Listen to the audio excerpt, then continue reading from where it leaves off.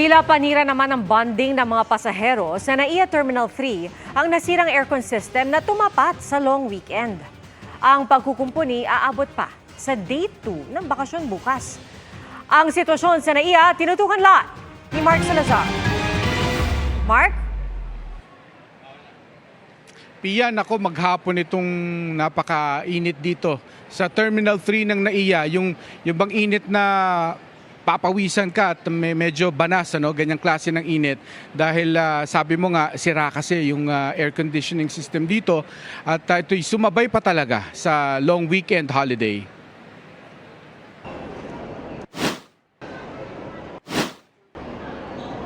Sobrang init po ngayon dito. Namatay daw yung aircon. Kaya ngayon pinagpapawisan ako ngayon. Iba yung init sa loob. Hindi okay. Hindi komportable yung pasahero. Tsaka yung mga naghahatid. Bumigay kahapon ng 3 sa 5 chillers ng air conditioning system ng Terminal 3 at napansing hirap na rin ang iba pang chiller. Kahapon, nagkaroon ng monitoring ang ating engineering at may napansin sila na mataas na temperature, yung operational temperature ng 3 chillers, chillers 1, 2, and 5. And because of their recommendation, concerned sila na kapag pinabayaan ito, baka mag-cause pa ng damage sa ibang part ng cooling system. So, si GM Eric Ines decided to turn it off muna to have it checked. Nag-deploy ang Manila International Airport Authority ng mga portable cooling unit. Pero kulang pa rin para hindi magreklamo ang mga pasahero. Ito, ramdam naman natin, unacceptable talaga itong temperature na to. And yung ating mga cooling fans naman din, we already procured drum fans on top of evaporative fans. Kanina pa mainit. Hindi kayo naiirita? Sanay na sa init sa Pilipinas. Tiis-tiis lang para maihatid ang apo.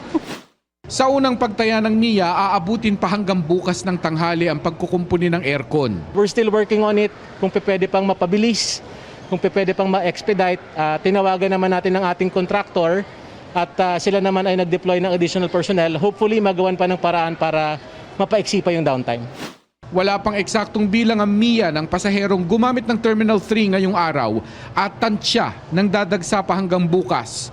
Pero sa mga nakaraang mga long weekends, umaabot na hanggang 30,000 ang dumadagsa. We fully understand that, talagang ang sama talaga nung timing, we of course this is something that we do not want, We were really hoping na talagang maganda ang passenger experience ng ating mga pasahero dito sa T3.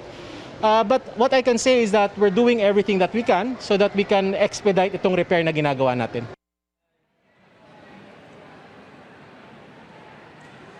Pinapaliwanag ng NIA na talaga namang luma na kasi PIA itong Terminal 3 at papunta na to sa ikalawang dekada niya at marami raw nagamit dito, talagang palitin na. Makakaasa naman daw ng malalaking improvements sa oras na mag-take over na yung private concessionaire sa September 14. Live mula dito sa Terminal 3 ng NAIA para sa GMA Integrated News, Mark Salazar. Nakatutok 24 oras. Maraming salamat, Mark Salazar.